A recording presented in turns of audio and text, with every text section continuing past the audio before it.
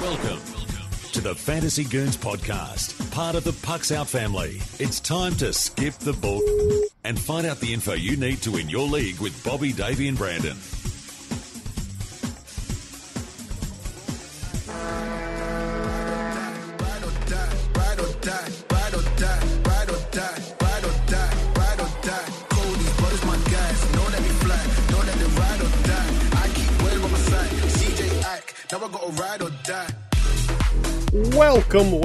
Welcome into the Fantasy Goons. I'm Bobby, he's Davey, and he's Brandon. Hey-o. You can find us on Twitter at the Fantasy Goons, and let's get you the info you need to be a champ. How are you guys this week? Stellar. I won every league this week and last week, so that pumped me up. Nice. I didn't. I didn't this week. I had a slower week. I won a couple. I'm still dominating our points league, Bobby, where I'm still in first, undefeated. Despite my Nick kicking the hell out of me in Peck of the Litter, my dominating performance against Bobby, my 14-0-1, has still maintained my number one spot. But I got beat like 4-12 this week, guys. So I was not pleased. So, as high as I was flying last week, go ahead and I'm flying that low this week. So it's a cyclical sport for sure. Yeah. I went undefeated, and by that I mean I won every league, and in our Peck of the Litter lead I tied 7-7. So you undefeated. did not win. So you did not. Technically, I guess undefeated. I guess you were not undefeated. Yeah, but you weren't. But you didn't completely defeat, though. So you didn't win every week. You just didn't lose any. True. Okay, I just want to be clear that a tie's a loss. But you know what? After last week's shellacking that I took in that league, I'm happy with the tie. That's fair. So That's fair. Getting 7 points. Yeah, anything's a win for you. Well, technically, it's 14 points, Bobby. That's 14 points plus whatever ties you got as well. It's 2 points per win that you get. Yeah. So, congratulations on being a real member of this podcast now, buddy.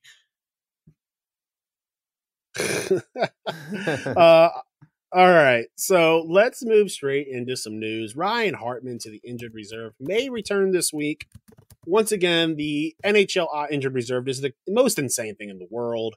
I don't think they know what injured reserve means. I think they just like to say words sometimes. Well, you can see. So there's not much to talk about it. Hopefully you can miss games, and then they backtrack the IR for those games. They're like, oh, he missed those games, so those 2 games now will count towards their IR. So, but it happened the day after we recorded last week, and so by the time we're recording this week, he'll probably be available by the time that we actually release this bad boy, or at least for the weeks that we're talking about. So, yeah. Let's jump straight into our weekly impressions. Starting us off, the Pittsburgh Penguins. We talked about it in the main show a little bit, but they are real bad right now. And unless you've got a guy with the last name Crosby, you might have heard of him. I would avoid them because I don't see them getting out of this slump anytime soon. Now, this week, they got a lot of games. I think they have 4 games on the docket. If you're desperate, maybe you just go for quantity over quality. And listen, they have playmakers. They're not going to get shut out in every game. They're going to score some points.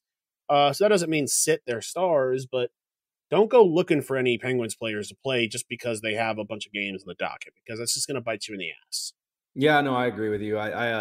It's funny because just a week or so ago, or two, I was picking up different players like Jason Zucker. I was picking up Raquel and Danton Heinen. Because it felt like the Penguins were fine, and they were going to be just fine because they had a good start initially, and now it's kind of walked backwards. But since then, I've removed Zucker from my roster. I've removed Heinen.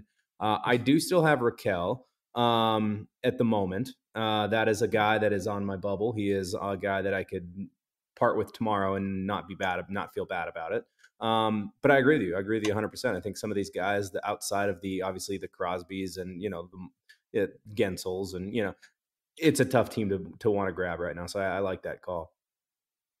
I think we were all very much on the same page too, that this is a team that goes through streaks. It's a very streaky team. Get those guys when they're doing good, and then feel free to lose them when they're on a 7-game losing streak. I think that's a good key to those Pittsburgh fringe guys, is you don't feel bad about dropping them after the fact. So it's definitely one of those cycles right now where, those fringe players are not worth your roster spot. Go ahead. I'm sorry. I have one more thing to say on the Pittsburgh. Now would be a great time. Go to the guy who has Gensel. Go to the guy who has Crosby. Shoot your shot. Maybe send his trade out. Send a trade out. Try to get some value for them. They might just look at the last 14-day stats and say, oh, this guy's doing nothing. Then maybe you get Crosby or Gensel at a deal, and last 14-day stats mean nothing to the next 60-day stats. Yeah, definitely. Don't disagree with that at all. Shot. Mine is more just player specific. Just kind of looking over, the NHL app and, seeing who's doing what. And Erik Karlsson, is he back, boys? 19 points this season, 10 goals and 9 assists, a +2, plus minus. I mean, this is a guy that, was the creme de la creme only, 4 or 5 years ago. The one defensive player that you do anything to have on your roster. I'm sure that he dropped very back end of your draft this year, as he should have, as there was no reason indicating that anything was different, except for he had a worse team and a worse, defensive pair. But he's looking good right now. 19 points, second in the league in goals. Is EK65? Is he back, or is this just a good player, going on a good streak, and he's going to kind of drop off again? What do you guys think? Well, is there much of a difference between him being back and him being a 2-time Norris Trophy winner and being the guy that he should have been all along? I think that, is this performance going to keep up for the rest of the season? No, it's not. I would be shocked if he kept this up. I don't think he can. I think that this could easily be fool's gold what I will say, do not sell the house for this guy. I would, if anything, I would sell high on him right now. If you've got him, use this value that he has, which is probably the best value he'll have for the next couple of years. I would sell high on him right now. I don't see this going long term. I don't think he's back. I think that he's on a bad team, and I think that he will be the Erik Karlsson that we've seen the last 2 or 3 years. Yeah, that's kind of my thoughts exactly. Except I do think that this is to Bobby's point. He said that he's on a bad team, and I think that's why he's doing really well. Is he's pretty much the only guy over there that's gonna be able to put up some offensive points as a defenseman, which is crazy. But he's 4th in the league in points, so I'm going to applaud him through this. I think he's going to maintain to get a bunch of assists. I think his goals will calm down a little bit. I think guys like Tomas Hertl and Timo Meyer, guys like that, are going to pick it up a little bit. Sharks aren't what I consider a contender in my opinion, and probably yours as well. Karlsson's going to maintain. He's going to be a guy that you're probably going to want on your roster. But again, I think their offensive threats are going to pick it up a little bit to the point where Karlsson is probably not going to continue to produce the way he has in goals. I think his assists will stay just fine. But that's what I believe. I think his goals will taper off here soon. But I'm in agreement. I think we need to go ahead. Sorry. No, I'm in agreement with both of you guys. I think if you can get a big time offensive guy for him for his name value, I'm doing that. I think something else we're forgetting is a lot of his injuries have been lower body, ankle bay. I mean, is this a situation where, that's just a long injury in the sport that he has to play to come back from? And now he may actually finally be healthy and able to be a Norris, maybe not win the Norris Trophy again, but be that guy that he was when he was winning those. I think that's highly possible, but I'm leaning towards you guys. I think that obviously the goals are going to drop off. The assists will probably hover around the same spot. But it isn't, it's good for the sport. I mean, that's a big name. You always want your superstars playing well. What a downturn for him after getting traded from Ottawa. I think it's good to see. It's good for the sport. It's good to see for Erik Karlsson doing well again. So yeah. There was a time in the sport where he was one of the biggest names in the sport. I mean, the biggest fantasy I think we need to hockey, also remember that the biggest fantasy hockey show that's really out there right now is called Keeping Karlsson. I mean, it's literally kind of based off of keeping him on your keeper team. So you're definitely right. Yeah. We also need to remember the fact that he's 32 years old. I don't see a world in which he remains on the Sharks after early March, after the trade deadline. He's going to go as a rental somewhere. And he's going to no longer be pun intended. He's no longer going to be a shark in a small pond. He's gonna lose time after the trade deadline. He's not going to be on the ice nearly as much. I don't see them keeping him after the trade deadline with how bad this team is. I mean, especially if he keeps up, if he does continue this quality up for the next 2 months. He's out of there at the trade deadline.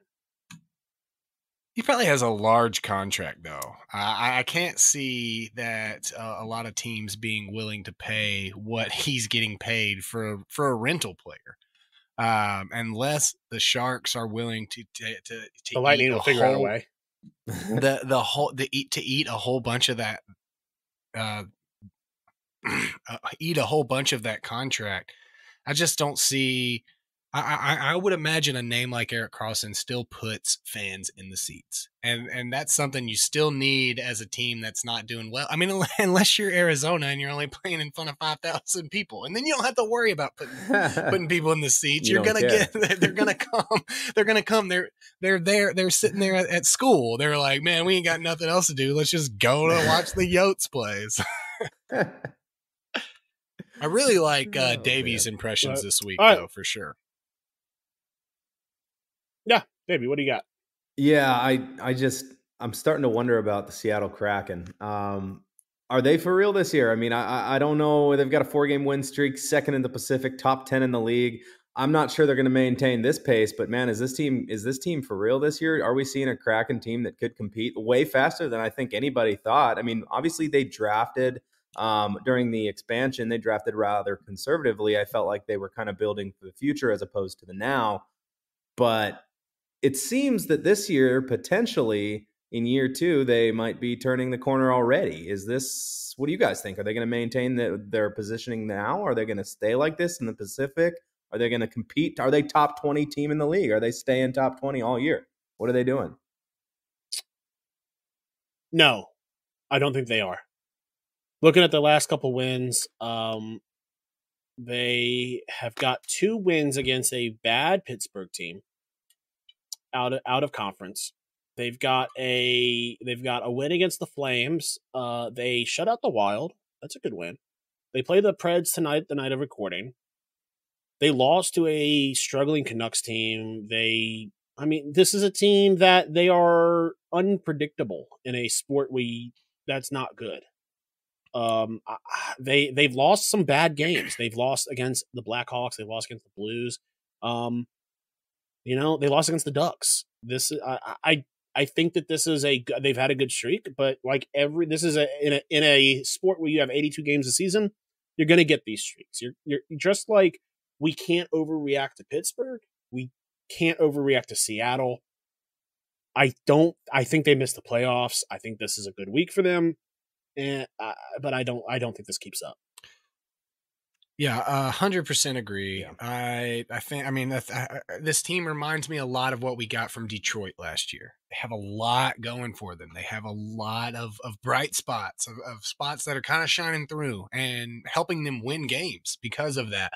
Um, I just don't think that this is a team that can maintain it for the long haul.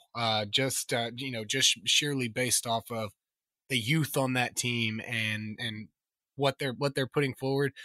I agree with you, though. I'm very impressed with how they've looked so far this year, comparatively to how they looked last year.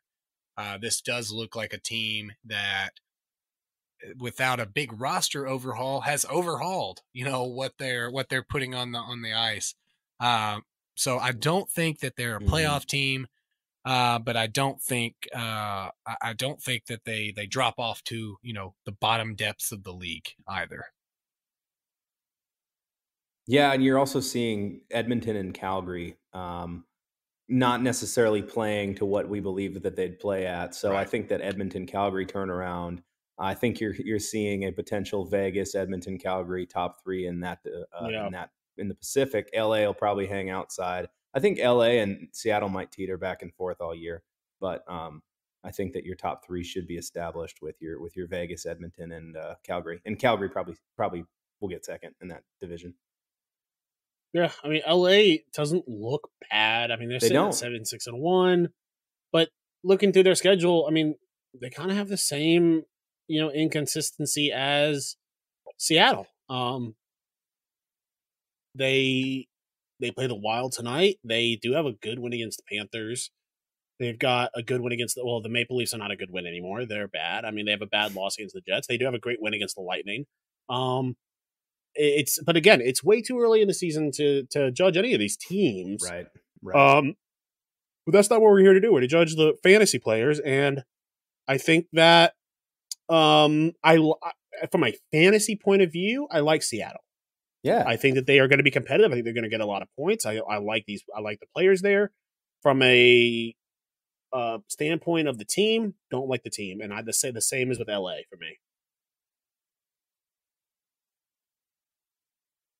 Let's go ahead and jump into our pickups. I've got Nikita Zadorov, 21% owned. He is widely available. Chris Tanev and Michael Stone are out due to injury. Zadorov has 3 points in his last 4 games and 36 hits. This is a guy that you can plug and play on pretty much any kind of league, points, cats. He's a good defenseman. And with these injuries that they've got going on over there in Calgary, he's a solid pickup. I mean, that's a good choice. Funny enough, we're talking about Seattle. We're talking about a lot of their fantasy value that they have. A guy that I think that last year we all had a lot bigger expectations from, and he's kind of fallen off since Seattle fell off. But Brandon Tanev, left wing, right wing, only 11% rostered. 2 goals, 6 assists, 19 shots on goal this season. Again, a big hitter, 28 hits, 11 blocks. A guy that can fit in on your roster, really anywhere. So Brandon Tanev from Seattle. But then just to toss it out there, another little Seattle gem for you. Martin Jones is probably available in your league and is doing well. Is doing well as the goalie there. So, you don't have a goalie. You need to get a goalie. You need to get a spot start. That may be somewhere to look at because we may not think, hey, this streak is going to continue. It absolutely might. And, obviously it's always great to have a goalie on one of those hot streaking teams. So Brandon Tanev and Martin Jones from Seattle are 2 guys that I'm looking at right now. Man, I'm going with another. I'm going with another Brandon. I'm going with. It's your name today, buddy. You're just the guy. I'm going with Brandon Bond Hagel. Brandon Hagel is a stud. He's 22% rostered, left wing, right wing eligibility. 4 goals, 6 assists, 22 shots on goal, 11 blocks. And he's playing with this Tampa Bay Lightning team, and he's actually playing first line with Braden Point and Nikita Kucherov. I think he did last game. So you'll see him teeter between first and second line. He's playing second power play unit on the point, so you know the guy's got a pretty good shot. He, to me, is a guy that's kind of going under the radar. I actually picked him up in a couple leagues this year. I thought he was absolutely available in peck of the litter, so you guys go snag him if you need him. But that dual eligibility is always nice. He's got 3 games next week, so that should be nice. Brandon Hagel, man, I think he's going to maintain. I think he's going to teeter between these top 2 lines in Tampa, and there is no shortage of talent on that team. So I like him, and he's sticking around, and he actually might be a guy that might hang out in your lineup pending his performance. But yeah, I like Brandon Hagel. Brandon Hagel has scored him a goal tonight. I did not see you put that. Nice. I did not see you pick that, so I'm having to quickly call an audible on my stream of the week, which we're going to move into. Because I had Brandon Hagel as my stream of the week. I mean, you can still stream him. He's got a goal tonight, boys. Yeah, so yeah, stream. He does have a goal tonight, so it's a good call. Good call. Yeah. For my stream of the week, I've got Kirby Dack with the Habs. 23% rostered, 3 assists last game against Vegas when they lost 6-4. He's moved up to the line with Cole Caulfield and Nick Suzuki, which is a great young trio. And he's got the dual eligibility of the center and the winger. So you're going to get also some face-off wins. This is a good just punch and play kind of guy for this week. Yeah. Was kind of shocked that they got rid of or that Blackhawks got rid of Kirby Dach as one of their top prospects. It shocked me. I couldn't believe it. And good for the Habs though. I mean, that'll be a cool fit for them. And I like that pick. And I hope that he matures a lot quicker than I think some were worried about. But yeah, I hope he matures quick and he becomes a staple in our lineups. And I'm telling you guys, he probably will in the next 3 to 4 years. This guy will be a staple in I think a lot of lineups as long as Montreal can mature as well. Nice. It's me. Looks like it's me next. I'm streaming Florida Panthers. They've got 3 home games and 1 away game this week. They've got Caps, Stars, Flames, Jackets. I think it goes without saying Florida is I like the team. I think that they're probably gonna pick it up. Obviously, I think it was a little bit slower than what they had imagined initially. That division's actually competing quite well right now too, and it's not an easy division with Detroit starting to play good hockey. Toronto, they're Toronto; they've won 3 in a row, but Florida, I think, is going to do well. It's a big test this week. There's still plenty of guys available out there. Colin White, Anton Lundell, Lomberg, Lusterinen. These are all guys that are teetering between first and second and third lines, with most of them actually getting power play time. So these guys are widely available as well. So highly recommended. I picked up a lot of them, good streaming guys. So yeah, I'm running with Florida Panthers for the stream of the week. Love it. I want to say, we Nice. keep talking about teams that, are bad or not doing well. I don't think that that's a super fair to a lot of the teams that we're talking about not doing well, because it's more about the parity in the league right now that, we continue to talk about.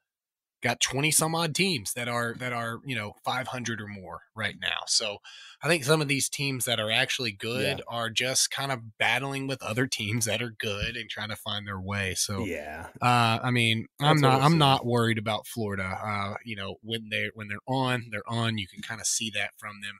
A lot of these big teams now dealing with new players, new chemistry, new everything, not those same superstars. So I'm not worried about the Florida Panthers. I've liked enough of what I've seen early on that I think that they can continue. My stream of the week, I have the Isles. Only 3 games. The main key point, there's a lot of similar schedules this week from a lot of teams, and you guys got some of the guys that I really liked as well.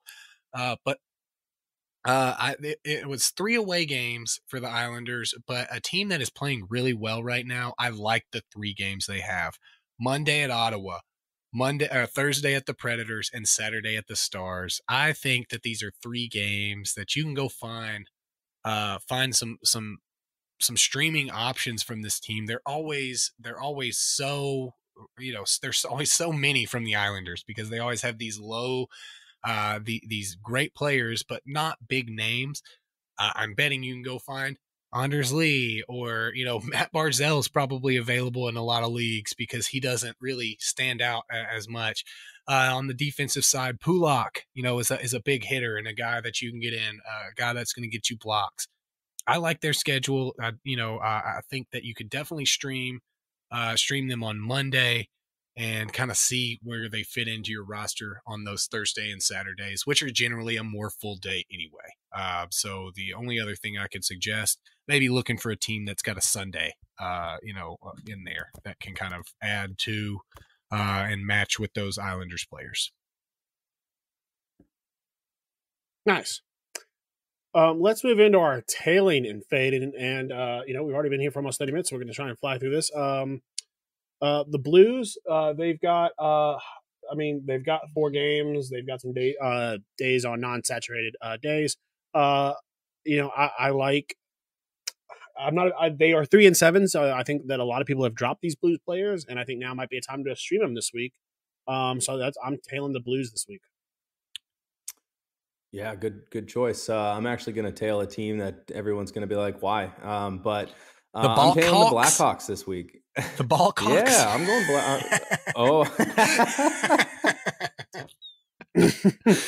that's pretty good. I'm not going to Davey loves Blackhawks. Yeah. Wasn't even on purpose. Man. Well, the Blackhawks got 4 games this week. They've got the Canes, the Blues, Bruins, Pens. So it's not like it's a walk in the park this week. But surprisingly, the Blackhawks are sitting at 500. It's going to be a decent week for them. There's a lot of availability on the team.